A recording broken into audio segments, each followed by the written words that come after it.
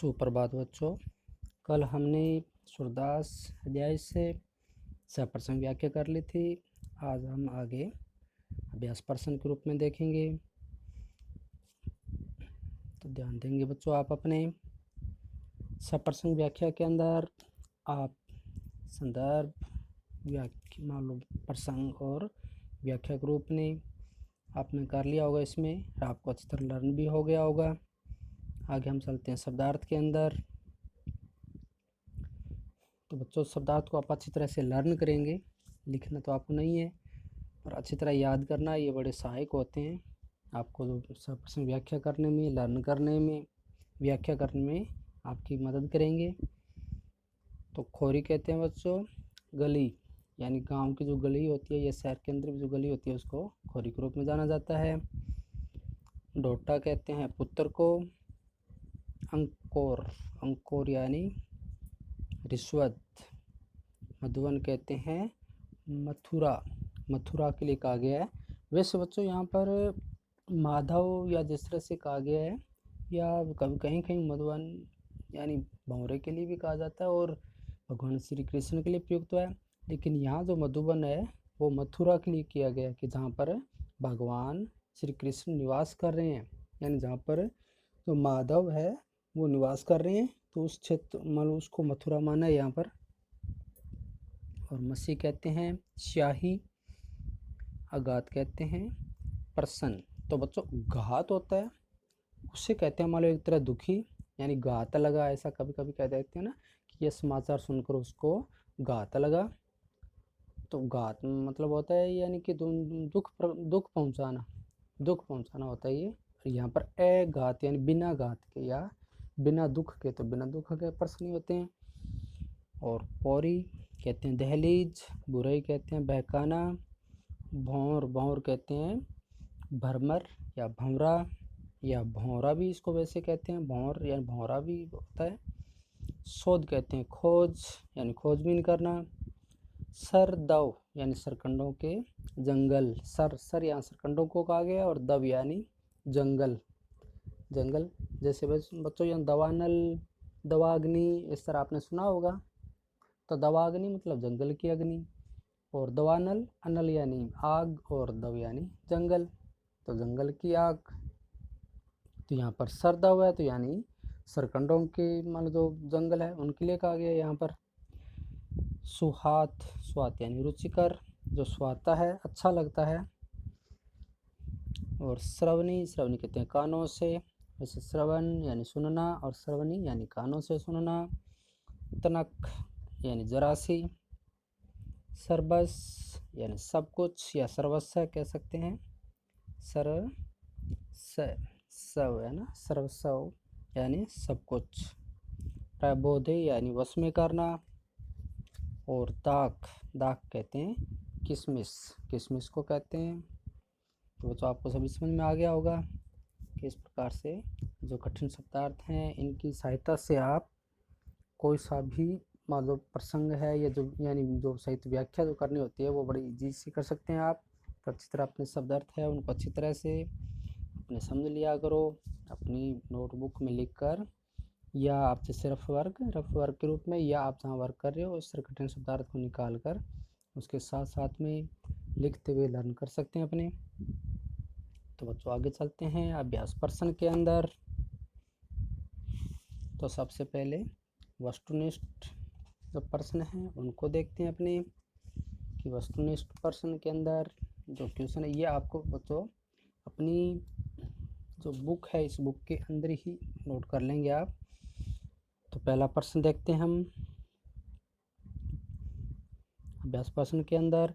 दूत मिलो एक भौर से आशय है। तो यहाँ पर भंवरा, राधा, गोपिकाएं, उद्धव, जो चार प्रकार के मतलब इसमें पात्र के रूप में जो मान लो एक कथा या कह सकते हैं पद के रूप में जो रचे हैं जिसमें पात्र माने हैं इतने सारे। तो इनमें से ऐसा कौन सा पात्र है जो दूत, दूत के रूप में जो भंवरा आया था उसको यहाँ पे माना है? तो बच्चों उद्धव, उद्धव के लिए कहा गया है यहाँ पर, क्योंकि जो दूत बनकर आया था तो वो एक मान लो जो उनका दूत बना था, जो इस व्यक्ति को भेजा था वो उद्धव ही था, जो नीति प्रताप मान लो उनके राजनीति रूप में से नितिग था। सेकंड नंबर क्वेश्चन, नागर नवल किशोर विशेषण किसके लिए है? तो बिल्कुल सिंपल सी बात, उद्धव गोप कृष्ण श्यामा, तो यानी भगवान श्री कृष्ण के लिए। बहुत सिंपल सा आंसर है इसका बच्चों। आगे चले हम अति लघुतरात्मक प्रश्न के रूप में। तो अति लघुतरात्मक यानी कुछ शब्दों में या एक पंक्ति के रूप में आप उत्तर देंगे बच्चों। तो पहला question, third number, Krishna Gauri संबोधन किसके लिए कर रहे हैं? तो बहुत ही सिंपल सा क्वेश्चन है, राधा के लिए। तो आप इस तरह से सीधा सा राधा के लिए लिख सकते हैं, या पूरी पंक्ति बना के लिखना चाहे तो भी लिख सकते हैं। कृष्ण गौरी संबोधन राधा के लिए कर रहे हैं। तो समझ में आ गया बच्चों। प्रश्न नंबर 4, सारे बंधन तोड़कर कौन कहाँ चला गया है? तो सारे बंधन तोड़कर भगवान श्री कृष्ण मथुरा चले गए हैं।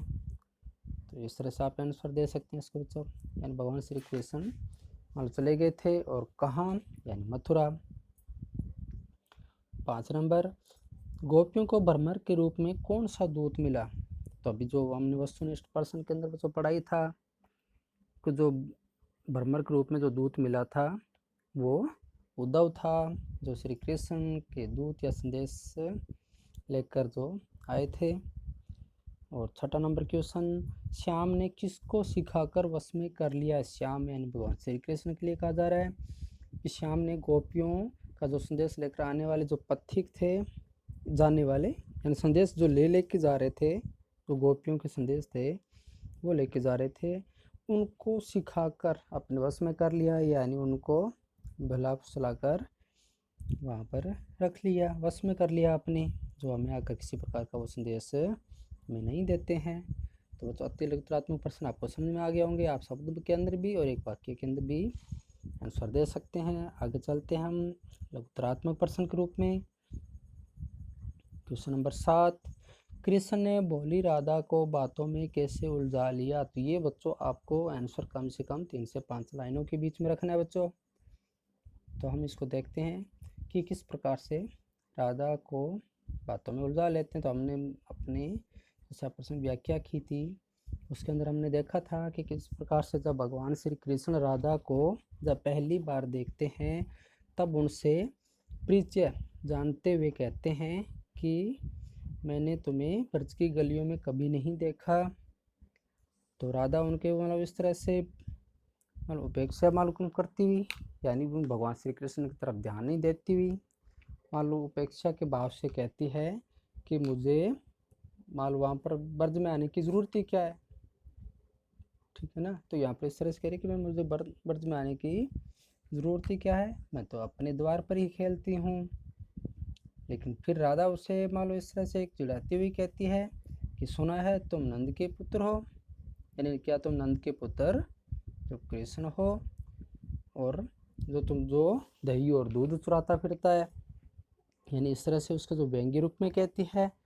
तो फिर भगवान फिर कृष्ण थे वो मीठे स्वर के अंदर उनका मानो जवाब देते हैं, प्रत्युत्तर देते हैं कि उसने उसका क्या चुरा लिया है, यानी वह उसका क्या चुरा लिया है, यानी भगवान श्री कृष्ण अपने लिए कहते हैं कि मैंने तुम्हारा क्या चुरा लिया है, चलो हम साथ साथ खेलते हैं। तो इस तरह से राधा को अपनी मीठी मीठी बातों में उलझा लेते हैं। तो बच्चों आपको समझ में आ गया होगा। 7 नंबर बहुत ही सिंपल एक मधुर वाणी के अंदर भगवान श्री कृष्ण इस तरह से राधा को बातों में उलझा लेते हैं। फिर आगे नंबर 8 नंबर क्वेश्चन में, कृष्ण ने एक झलक में ही गोपियों का मन कैसे वश में कर लिया?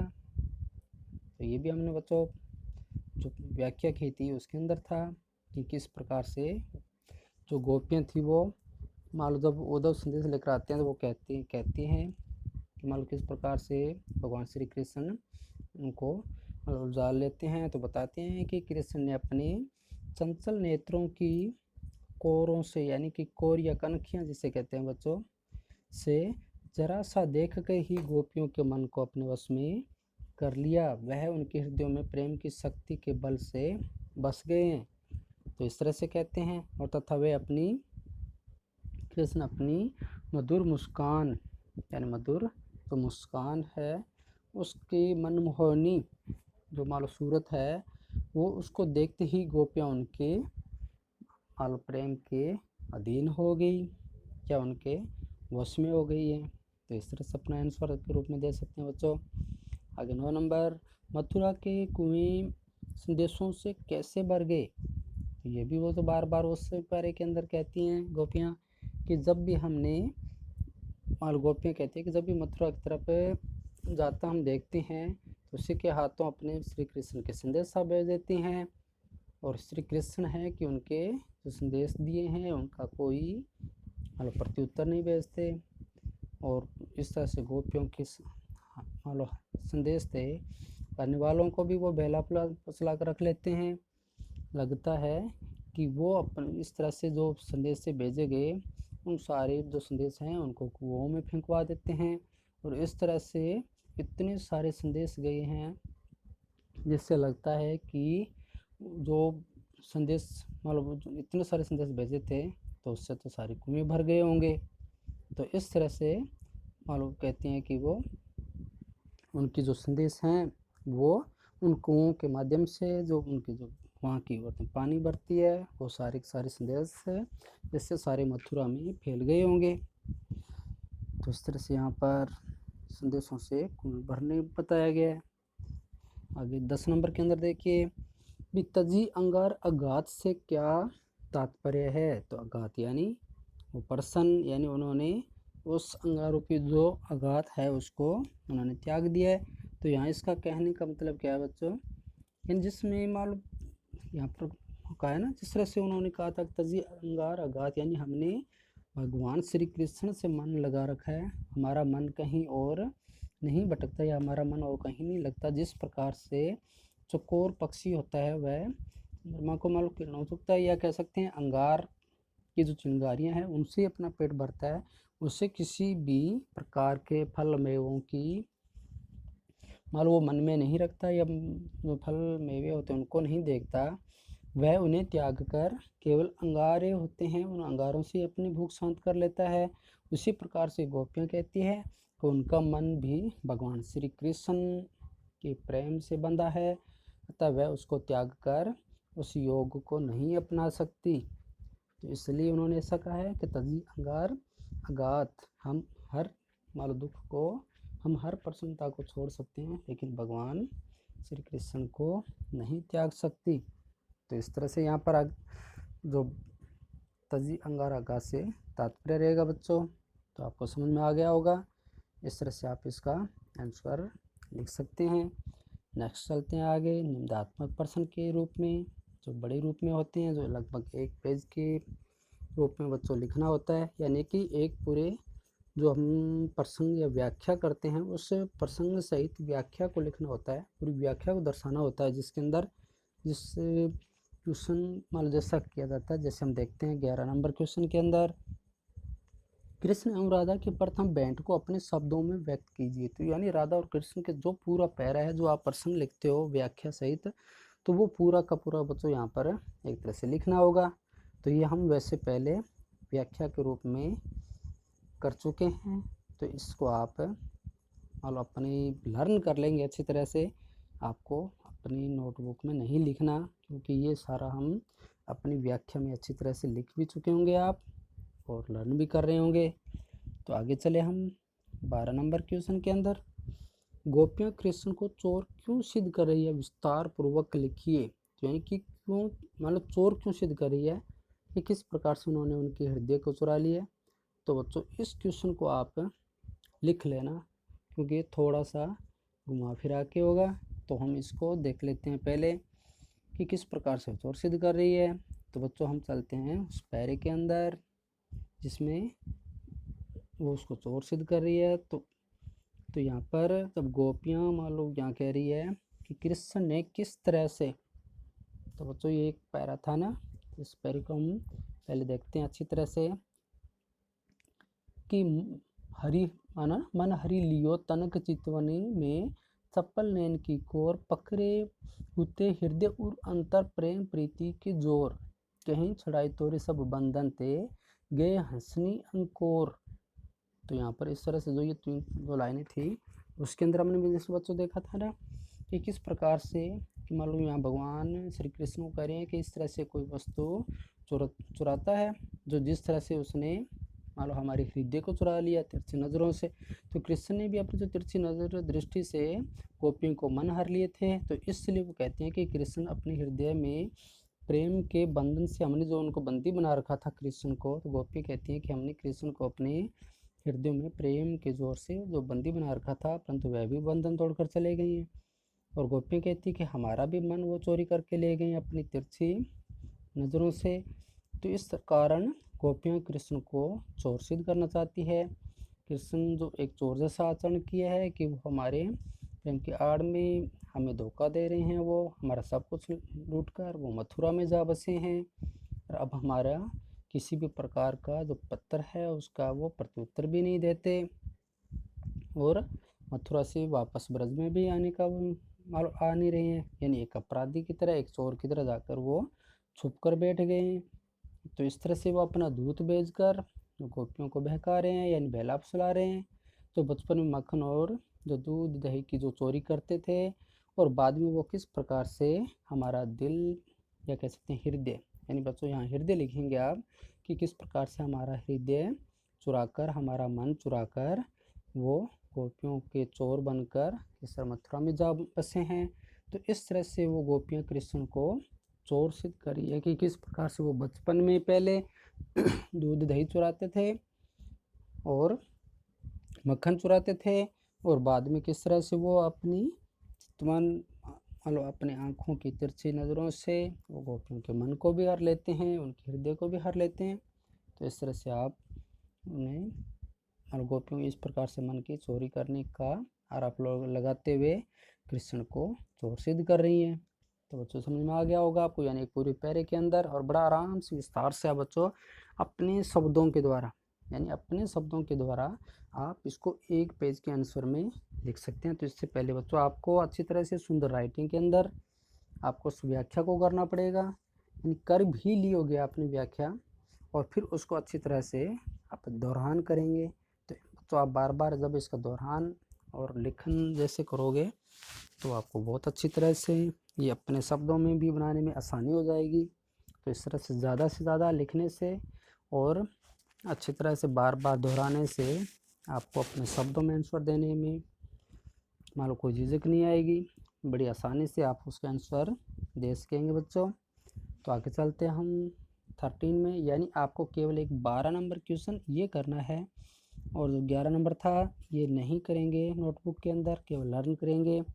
और 13 नंबर के अंदर बच्चों निम्नलिखित पंक्तियों की सप्रश्न व्याख्या कीजिए। तो यहाँ पर आपको सप्रश्न व्याख्या आप कर चुके हैं क नंबर और ख नंबर, यानी अपने पूरे अध्याय का जो सप्रश्न व्याख्या है वो आप कर चुके हैं। तो आपको ये दोनों इसको दोबारा यहाँ अभ्यास प्रश्न के रूप में करने की आवश्यकता नहीं है।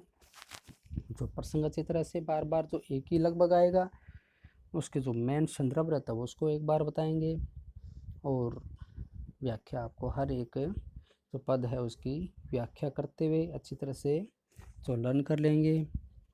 और बच्चों आप अपना जो वर्क, आज फ्राइडे हो चुका है, तो कल आपकी नोटबुक आनी है स्कूल के अंदर। तो आज आप अपना वर्क पूरा करते हुए अपनी नोटबुक कल अवश्य भेजेंगे बच्चों।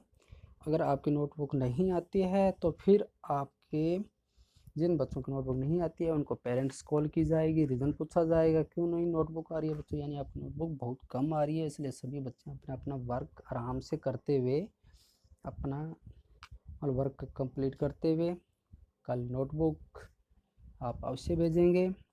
और बच्चों आगे टेस्ट के लिए भी हम आगे रखेंगे, और कुछ ग्रामर भी अपने शुरू करेंगे, जिसमें आप पत्र लेखन, निम्न लेखन तो कर चुके हैं। अब आगे हम आपके जो व्याकरण, व्यवहारिक व्याकरण है उसके अनुसार आपका वर्क आगे शुरू करेंगे, साथ में टेस्ट भी रखेंगे। तो आप अपनी बोर्ड एग्ज़ाम की दृष्टि से बच्चों आप धीरे धीरे अपना वर्क साथ साथ में करते जाइए, जिससे कि आपको आगे जाकर किसी प्रकार का बोझ न बने। अगर आपको कहीं कुछ भी समझ में नहीं आता तो आपको बार बार कहा जाता है कि आप मैसेज या कॉल के द्वारा पहुँच सकते हैं, जान सकते हैं। और वैसे हम इसको बड़े आराम से धीरे धीरे अच्छी तरह समझते हुए आगे बढ़ रहे हैं।